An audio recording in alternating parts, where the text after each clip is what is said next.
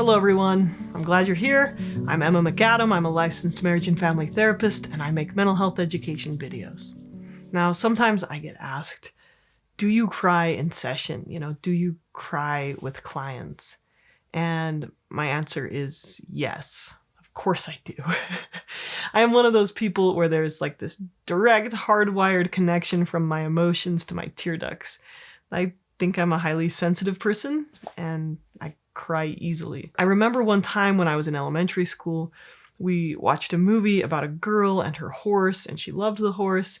And when the horse died, I sobbed so much in class that the teacher had to ask, are you okay? Like, do you need me to call your mom or something?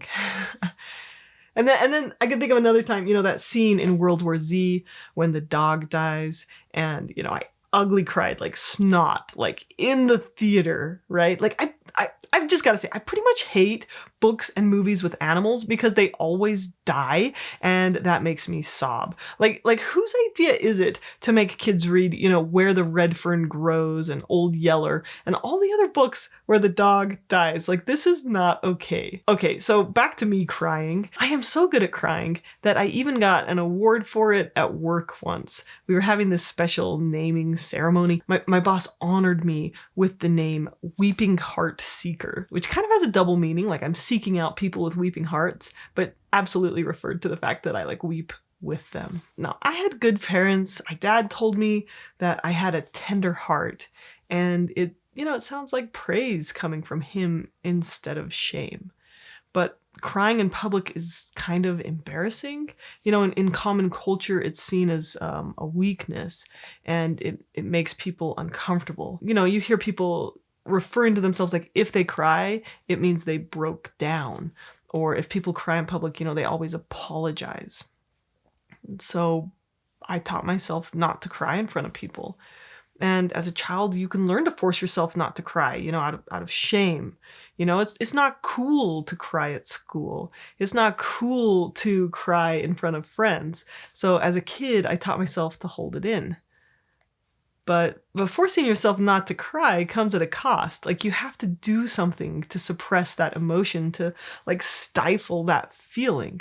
So, I mean, on a basic level, trying not to cry when I feel sad gives me a headache because you have to scrunch your face and squeeze it. Have you ever seen someone, Lionel Messi? He just had to kind of retire from playing soccer for Barcelona. And you can see him as he's starting to get emotional. He scrunches his face really tight. And you see people do all these weird things with their faces, where they're kind of moving their mouth and lips a lot when they're trying not to cry. So you have to clench your face to make those tears not come out. And that gives me a headache. Now, I've found that for me, just letting the tears flow gently and without struggling makes crying not that big of a deal. It's not that exhausting for me. It's just this outward expression of empathy. I mean, people talk about crying using words like, I broke down, or they apologize, I'm so sorry for crying. But I see my ability to feel as a gift and as one of my strengths. And crying is one of the ways I express that strength. And when I drop the struggle against it, I'm actually a lot more resilient and mentally strong in the long run. I have emotions all of the time, but they don't generally drag me down. I bounce back really quickly. Even that video where I cry and I talk about my friend dying, right after I filmed that video, the tears stopped and I took some deep breaths and I felt clear and light again. Now, of course, emotions come and go in waves. They don't just, magically disappear, but they're so much lighter when you let them pass through you instead of suppressing them and it's burying them inside of you or carrying them in a backpack, stuffing them into a backpack that you carry around, or just feeling it and letting it move on. So suppressing crying comes with an emotional cost. There's, a few ways to trick yourself into not crying. There's, trying not to care, letting yourself go numb, trying not to think about the thing that's making you sad, or getting angry instead. You'll see this commonly with boys who have been shamed for crying. They'll get mad and they'll storm off or isolate instead of crying. But in the long run, if you build walls around your emotions, if you suppress them, then you lessen your ability to care, you lessen your ability to connect and to feel happiness and joy with your successes or your clients' successes. So as a therapist, this makes it harder for me to connect with people and harder for me to enjoy my work and to feel the joy that comes from the progress that we make. And this can lead to burnout and depression. So for me, I've made a conscious choice to allow myself to cry with my clients because it's better than the alternative, which is numbing to them. I think there's this misconception that there's one group of people who are the healers and one group of people who are the sick. There's the people who have it all together and the people who are messed up. But I don't believe this. We're all in progress, and it's not like I have all the answers, and it's not like I'm perfect, and that's how I got to be a therapist. It's that I've studied and I've practiced and I've found some ways to guide people through their own journey. But I'm far from immune to emotions.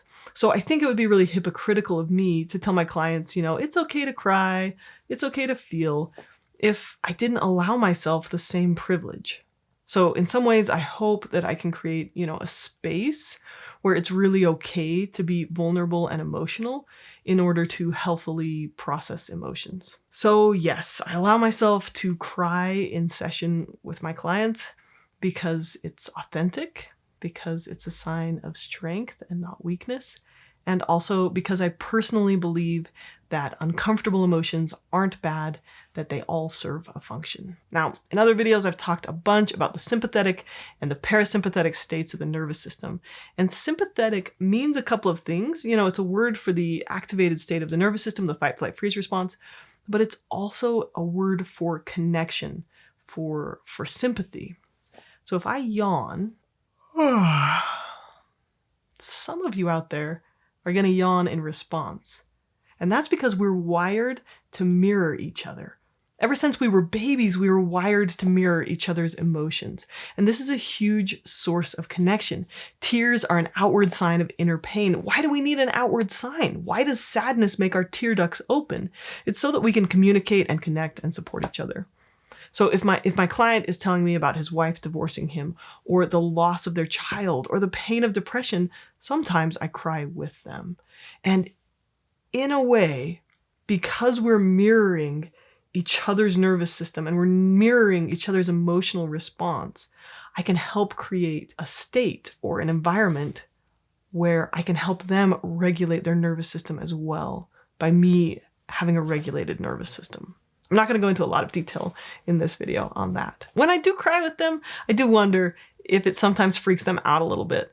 Like they think, oh no, like my therapist can't even handle how awful my situation is. They think that I'm like, that they're hopeless or something like that. But I try to be frank with them and just tell them like, this is one way I process through my emotions instead of stuffing them and going numb and burning out. Now, that being said, one of my good friends who is also a therapist, she is just not a crier. She just does not cry easily. It's just not her thing. And so I'm not saying like that if your therapist doesn't cry with you, that means they don't care. I am not saying that. They might care deeply, but their tear ducts just don't fire off like mine do.